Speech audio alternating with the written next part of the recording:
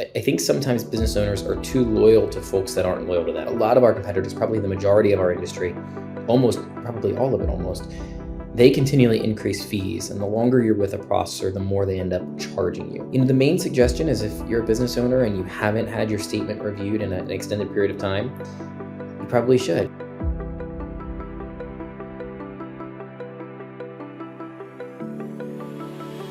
Welcome to the ChargeForward podcast. My name is Jared Wright. I'm the head of marketing for Chargebacks 911. For those of you new, Chargebacks 911 helps merchants by reducing chargebacks and recovering revenue lost to fraud. Today, I'm real excited because I'm joined by Dustin Magaziner, CEO of Paybrite, who built his payment processing company from his college dorm room that now serves more than 15,000 merchants. Dustin has been recognized on the ETA's prestigious 40 Under 40 list, and his company achieved an incredible 891% growth. Paybrite specializes in B2B payment optimization and interchange rate fee reduction. Dustin, welcome to the show. Thanks for having me. And I still don't know how I feel about hearing 40 under 40, right? I'm on the young end of 30s, and I wish it could be 30 under 30. I'm starting to feel my age a little bit. Yeah, that's true. I unfortunately would not qualify for the 40 under 40 honor, so I missed the boat on that one. But that's prestigious. That's great that you've achieved that. The first question, I went to Paybrite's website and I read that Paybrite's clients on an average save 30% on processing fees. What is it that most merchants are doing wrong that you help them get right? Yeah, so I think interestingly, I actually think the 30% metric these days is on the low end. That was written a little while back, and at that time it was true. Now I would bet it's actually closer to 35 or 40%, which feeds into the why and maybe your question about what are some businesses or business owners doing wrong. I hate saying this, but I think there's some truth in this. I think sometimes business owners are too loyal to folks that aren't loyal to them.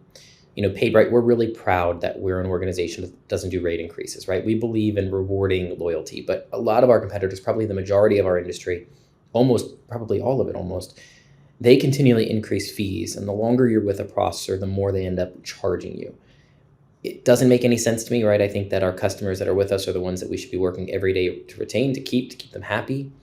But most of our competitors, they do these drastic and crazy rate increases. And we're not talking about, in dollars going from paying $100 a month to $105. I've seen cases where businesses are paying $200, $300 a month, and then all of a sudden it's $800, $900 a month, right? Month over month. It's just crazy price changes, and it's just money grabs. And so, the main suggestion is if you're a business owner and you haven't had your statement reviewed in an extended period of time, you probably should. You should call a Paybrite agent. Let them take a look at it. They're going to be honest. They're going to tell you the truth. If there's no money to be saved, then so be it. But if there is, it's a great win-win.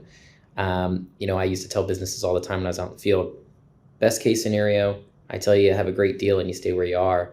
Worst case scenario, I tell you I can save you a lot of money and you have a business decision to make. No matter what, it's a win-win. So I think the reality is not enough businesses believe up front that there's money to be saved, and therefore they don't allow, Paybrite agents or others. There are other reputable companies, of course, do an analysis or a comparison or a review. So is this, that advice seems like it would be applicable to a business if they were, B2C or B2B. I know you guys specialize in B2B. What is it about B2B processing that's different than B2C processing? Yeah, so we do it all. We have, our largest single verticals, believe it or not, actually hospitality, restaurants, restaurants, bars, nightclubs, QSR, things like that. That is our single largest vertical, but we do it all. B2B is a huge part of our portfolio. But the interesting thing about B2B is that unlike restaurants, right, what you pay is just between what you negotiate with your processor, and that's all. With B2B, there's a little bit more to it because now the way you process transactions, right, the actual system can actually be a huge part of how much you pay in fees. So in the B2B and B2G world for government as well, there's what we call interchange optimization, otherwise referred to as level 2 and level 3 rates. And if you process those transactions with the right data, with the right information, you actually can pay less. So for example, most people know when they run a transaction, they go and they put in the amount, they enter the card information, the 16 digits, the expiration date, etc. But with a level 3 transaction, if I include more things like the invoice number, if I include a tax field, if I include, things like a commodity code and a product description, the list goes on, that rate will be a lot less. And so with the proper integrations and the proper setup, we can actually bring a business's rate down by helping them get level 3 rates. And that's far more savings than anything between processor A and processor B. Right now, we're reducing the fees that Visa and MasterCard are charging, and that is very significant for those businesses. In those level 2, you said level 2 and level 3 discounts, those are available primarily or exclusively to B2B and B2G? Correct. So they're for B2B and B2G transactions. Exactly. Okay. Is it on the business owner, or does a business owner need to work with a processor that specializes in B2B processing? Yeah, they need to be set up with a processor, a gateway, a POS, an ERP, something, right, that has an interface that allows for them to process this data correctly. So, if a business owner is using a system that doesn't do that, they're not going to get those rates. And so unfortunately, a lot of processors, they don't understand level 3, they don't understand interchange optimization, and they just stay out of it. And so it's not that they can't do it, right? Every processor probably can, certainly should, be able to, optimize transactions or help a business optimize their transactions. I think the bit difference is know-how, right? Educating those sales reps, educating the agent channel so that they can go in and speak to those business owners about how we're going to get these rates down. I think that's the difference. It's know-how, it's education, it's training, it's, having the right technical resources, right? We, like Paybrite Gateway as an example, being a product that offers this, but there are many others. And so we spend a lot of our time educating our sales partners and our merchants on these, offerings. We just did a webinar actually 2.5 weeks ago on this exact topic. That's great. So, you say savings. Could you give me an example? Like how much of a savings could a business expect to receive if they implement all this stuff correctly? It can be quite significant. I mean, there are examples, of businesses saving tens of thousands of dollars a month because of optimization. To put it in a rate perspective, right? I mean, and again, there's more to it than what I'm outlining here. But in a really bad scenario, we'll call it like regular transaction without optimization could be over 3%, and with correct interchange optimization, that interchange could be as low as 1.45%, maybe even less. So I mean, that's cutting it by more than half for a specific use case. Again, I'm not saying every transaction is going to get that much of a savings, but they very well may, and we have a lot of examples where they do. So it's very significant. So if I'm a B2B business right now, how do I even know how much work it's going to be for me to try to qualify for this? How do I know if my systems can handle it? What do I look for? Yeah, so the short answer is as a business owner who doesn't do this all day, right? I mean, that's maybe like saying to me, how do I know if my tire tread is low? The reality is I'm not a mechanic. I don't work on cars. It's hard for me to tell just because it's not my world. The reality is if you're a business owner, I would recommend that you have a trusted person in payments, especially if you're in B2B, and you should be asking them about interchange optimization level 2, level 3, and hopefully they know what they're doing and can properly advise. Some of the things that you can look for are just high rates on a statement, especially if you're seeing high rates, right? Things that are showing rates over 3% or more. That's usually an indicator that there's room for interchange optimization, but certainly not always. Again, that's the hard part, right? Is how do I know? What do I have to do? And the reality is I would encourage a business owner like that to have someone who can guide them through that process. Okay.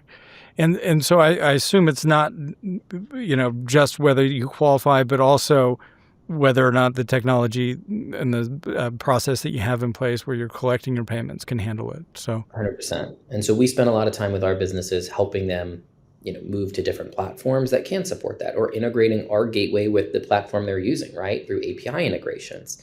We had a very large prospect in the pipe right now, like large pharma merchant, doing a couple $100 million in sales. And right now they're not getting level 3. They built their own solution and they are, working on developing out to, a new product with us that will allow them to optimize those transactions through the data feed. It does require, in that very unique circumstance, some dev work, right? Most do not. Most don't require dev work, but in this case, It's probably 6 hours worth of development resources, and it'll save them a tremendous amount of money. Would you say most of the major solutions, most of the plug and play CRMs or whatever the tech stack is, do you think it's pretty common that you're able to connect and get the information that you need? For B2B and B2G merchants, yes. So I would say if you're using a lot of the like big products that you're referring to, you probably don't get the benefit of level 2, level 3 today. It's pretty rare actually to get level 3 on these kind of out of the box large products. But we do have ways for most of them to be able to offer it and still utilize that product, right? I mean, I'll name drop here. QuickBooks as an example is one of the big ones. Typically businesses aren't getting the same type of rates through them as they would through us, and we can still offer interchange optimization while still integrating to QuickBooks as an example. So when we see a large B2B or B2G merchant on that product, we typically know that there's very large savings opportunities for that business in the overwhelming majority of scenarios. So in your experience, what's the biggest mistake that you see merchants make when it comes to interchange optimization? Is it something that it's either you do it or you don't do it, or are people doing it wrong? I would say in most cases, probably you're just not set up for it, right? So you have businesses who are B2B, who are put on products that don't support it, processors that don't know anything about it, and they just process never even knowing that the opportunity to save money is there. So I think it's a lack of awareness, a lack of knowledge, and I think it's a lack of awareness and knowledge amongst merchant service professionals as well. I don't know how many merchant service agents are out there, but I've been told, I don't know if these numbers are true, it's that it's somewhere around 50,000 nationwide. There's somewhere around 50,000 merchant service agents nationwide. I will tell you that from what I see, the overwhelming majority of those agents don't understand or even know about interchange optimization. So I would bet that it's probably north of 85 to 90% of them don't know of interchange optimization. And so if 90% or 85% of the people selling the products don't know about it, chances are, 85 to 90% of the businesses that benefit from it don't know about it. So I think that's a lot of what's going on here. On this podcast, we love regulation changes. It seems like that's what we're always talking about. And you were telling me about one that Visa is rolling out. CEDP, is that right? That's correct. And when you and I were speaking, it was a few weeks ago, so it hadn't been as timely as it is today. So I don't know when this podcast will go live, but it's the 16th of October right this moment, and CEDP is going live like literally any day now. We don't really have a firm date from Visa, but it's yesterday, today, tomorrow, the day after, sometime I think between the 15th and the 18th of October. So we're right in that sweet spot of when it goes live or fully live. This is big because what this is it's a program where Visa is now essentially utilizing like machine learning or AI, like their own, algorithm of sorts, to determine if the data now that businesses are passing are valid for level 3. And so to put that in perspective, for years, Visa has had level 2, level 3 data, or interchange optimization. And so basically, let's just pretend you have to pass a product description as part of the data. So you type it in, when you're running the transaction that you're selling, gears. I don't know. You're selling gears.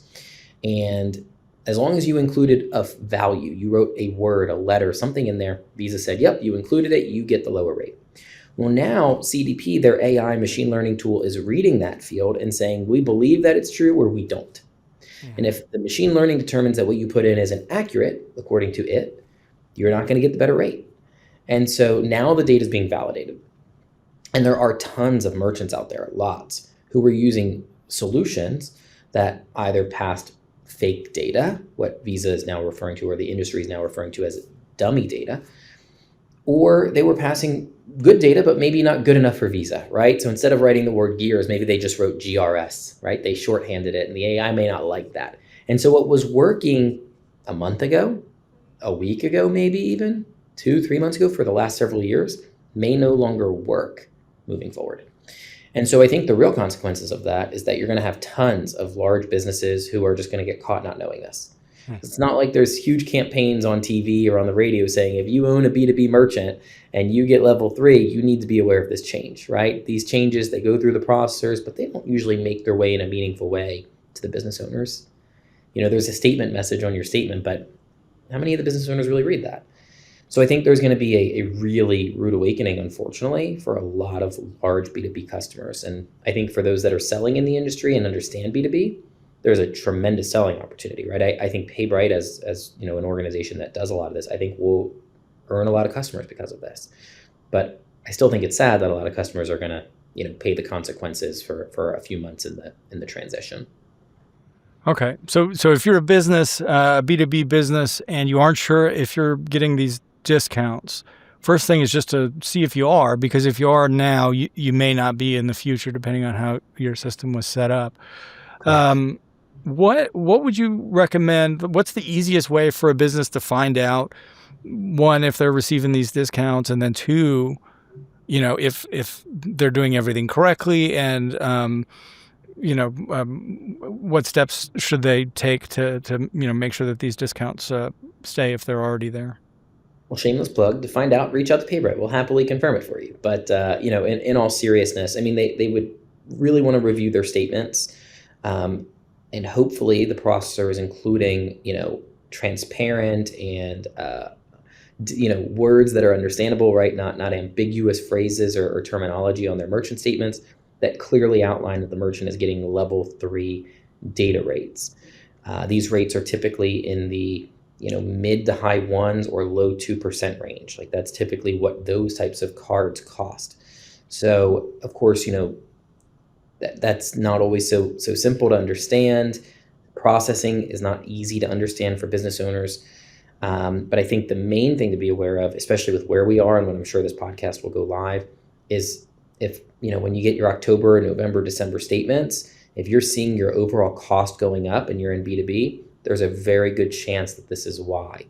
So just given the date and the time frame, I think the most practical, advice is just look at your cost. If your cost of acceptance goes up over the next few months, it has a very strong, correlation to what we're talking about right now, and it may be because of this.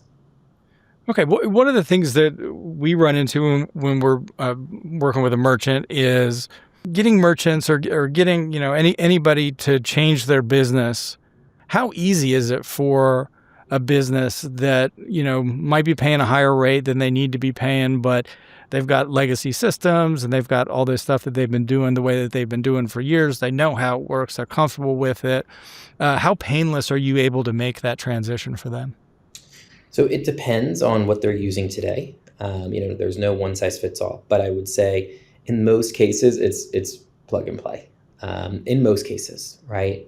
But it depends. I mean, we have customers sometimes who are not just using one system, they're using 5 or 6 or 7 different systems for how they're billing their customers. And to, correct it, you would need to replace all 5, 6, or 7. And that's obviously a lot harder than someone who's using one streamlined system. So it just depends, right? But I would say in most cases, it's very easy, actually. Okay. Is there an example of a really simple question that a merchant can ask their processor just to kind of understand what their current status is? I know you said check your statements and things like that, but to your point, that can be sometimes a pretty confusing document. And so if they wanted to find out if they're getting these discounts, if they were good for the future, what questions should they ask? So I could give you questions that you could ask. I think the problem is this. The problem is, who are they asking this to? And the reason I say it that way is if they're calling in a customer service team and asking these questions, chances are the customer service team doesn't know the answers, right? I mean, they're not really there in most cases to answer these types of questions. And then on the sales side, I think most salespeople aren't very familiar with the details we're talking about right now. So I think the challenge is that if business owners are listening to this podcast, they probably already know more than most of the people that are at the processor. And that's a challenge, because now you're asking questions of, that are outside of someone's expertise and hoping they can give you an expert answer. So the questions that you could ask are things like, are my transactions getting optimized? Are they downgrading? Can I get the interchange cost down? But what I imagine is that the person that you're talking to is just going to say, oh yeah, you're already getting the best rates, whether it's true or not. Not because they're trying to be dishonest, but probably because they don't really know. It's a tough topic to educate a customer service team on. We get that, right? I mean, we just had a very long webinar, with our sales team, right? With our agents, we had hundreds of people on this call. And it was long and a lot of questions and a lot of back and forth, right? And a lot of people trying to figure it out. And that's us taking a really deliberate approach to try to educate our team on this. As of right now, I don't know of a single one of our competitors that have hosted like a company-wide training on this topic. Not one, truly. I think people are afraid of this topic because they're afraid of not understanding it, of educating people wrong, of attrition that could come if the merchant's rates go up. And so I think a lot of people are kind of putting their head in the sand right now and just kind of waiting to see what happens. And because of that, I think going to your existing processor to ask questions is probably a challenge. So you could ask them questions like that, right? Am I getting optimization? What can I do? Does my current gateway, pass level 3 data, so on and so forth. But I'm not sure you're going to get an answer that you're sold on either. I have a question. And maybe this isn't a good question, but one of the things that we run into, because our business is kind of the opposite. Most of the merchants that we offer support to are B2C, just because chargebacks tend to be a lot more common in the B2C space. But so one of the ways that we evaluate an opportunity is by trying to determine if a merchant primarily focuses on B2B versus B2C. And because of that, I know that there's a pretty big overlap. So there's a lot of merchants that kind of are B2B and also kind of B2C. So how do the regulations deal with that? Is it like a percentage type of thing, or do you have to segment your processing, or like what are the rules around that? Yeah, so optimization is only available on B2B transactions. If a business is split 50-50, they're not going to get optimization on the consumer transactions, but they could still receive optimization on the B2B transaction. So let's just take an HVAC company, right? I got an HVAC company that does a lot of sales. Today they go to someone's house, they replace, their heater, they run a credit card that's a consumer credit card. They're going to pay whatever rate is linked to that card. The next day they go to a hospital and they do a large job at the hospital, and they run a credit card, and that's a B2B transaction, right? That card is a business card. And when they run that business card, now we're talking about them having the ability to do optimization if it's a Visa or MasterCard, where if they process that with the right data, they could now get a reduced rate. So it's not applicable in the first scenario, but the second scenario, same customer, same merchant, different day or different hour or different truck that they have out in the field, becomes applicable. So, we could have a business, for example, that is we have businesses that have retail stores, and those retail stores generally don't really have any level 2, level 3 optimization potential. It's not applicable. But then they have a wholesale side of their business. On the wholesale side, it is applicable. So we only may need to worry about this on their wholesale side of the business, right? We may not even get the retail business in this scenario. So it's all about the B2B or B2G opportunity. And think of it almost like 2 separate transactions. Okay. Just out of curiosity, when you're speaking to a merchant for the first time, maybe the first minutes of the conversation, what are some red flags where if a merchant says something, then your ears perk up, you've got the ability to save them, a pretty substantial sum? Yeah, so I obviously, doing what I've done and what I do, there are certain products out in the industry, right? Different terminals and gateways that I know don't process level 2 and level 3. So when I hear these products to begin with, right? If I come across a business that's using this terminal or this gateway or this solution, I immediately know if they're in B2B, there's tremendous savings opportunity right out the gate. So for me, there's that. I don't know that I want to name them. I think that's a little bit unfair, right, to potentially be calling somebody out without them having the opportunity to respond. But there are just a host of products, some very well-known products, like huge products that really don't support level 3 at all.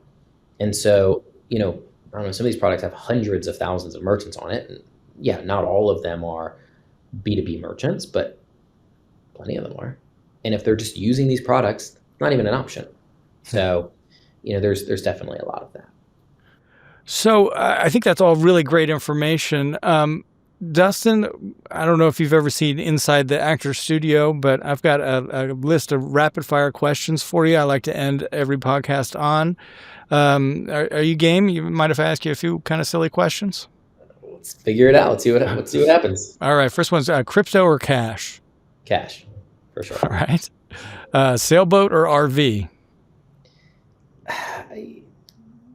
I don't know. I've never camped or been in an RV, so I guess I've also never been on a sailboat. I haven't done either of these two things. I would probably say sailboat. I don't know. Some of the consequences apparently of being in the 40 under 40 is you don't have time to go camping or go on a sailboat.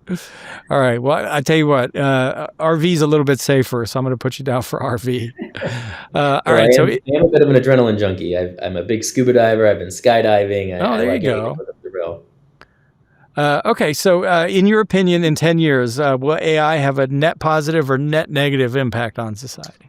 I'm a positive outlook person, glass half full. I'm gonna hope and stay positive, and I'm gonna stay positive. All right. What's the best piece of business advice you ever received? Oh man, that's a tough one. I think anyone who's been in business has received all kinds of advice, and I'm not one that's great at, like, if you ask me a favorite movie, I'm not gonna know. I'm just one of those people. But I think at the end of the day, it's just always do what's right. Right. Live that way. And I think this is more than just business. Look, people can disagree with an opinion I have or, a decision I made, but I don't think anyone that's worked with me would say in any capacity, right, would say, anything we've done is unethical ever. Right. We always go with just doing what's right, staying positive, doing what's ethical. I think that, whether that's, piece of advice or not, it's just something that I've always lived by. And I think has been really positive for us at Paybrite. I think that's admirable.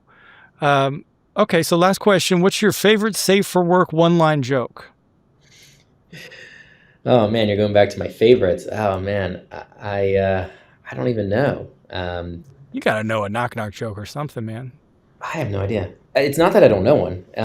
It's just not how my brain works, right? I mean, again, I'm not one of those people that have like jokes I go to or quotes I have or movies I remember. You're not a joke guy? You don't stand around in a circle and fire jokes at each other?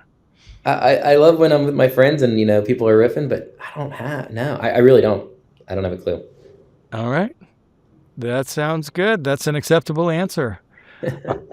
Ask me about sports. I can talk about that all day long, or numbers or so on. All right. If there's a merchant out there that is either doesn't know if they're getting these discounts, or knows that they are, or is worried that they're going to not qualify in the future, how do they get a hold of you? Yeah. Well, I mean, look, I think it's actually more than just merchants or business owners, right? I think there's a lot of sales agents out in the industry right now, and if they have a portfolio of B2B merchants, they're either scared, and if they're not, they just don't know to be scared right now. It's going to be a tumultuous time period for the next several months. And for those that want to get into B2B, they need a processor that can support that, and we do it all the time. So I think there's two audiences actually that it's really important for: the business owner, but also the folks selling payments to these business owners. But if you want to get in touch with a Paybrite agent, we'd be happy to connect any business owners with one. And for those that are interested in potentially being a Paybrite agent, reach out to us. You can call into our office line. It's 984-272-2568, and just click the option for prospective partners. Again, that's 984-272-2568, or they can email us relationships with an S at gopaybrite.com. So lots of ways to get in touch. All right. And gopaybrite.com is the domain? Yeah. Relationships at gopaybrite.com. All right. Well, thank you very much for coming on here and sharing this information. I'm sure that, it's going to help tens of merchants out there. So I appreciate you taking the time today, and we'll make sure to push this out to our audience and make as much noise about it as we can. So thank you so much. Thanks for having me.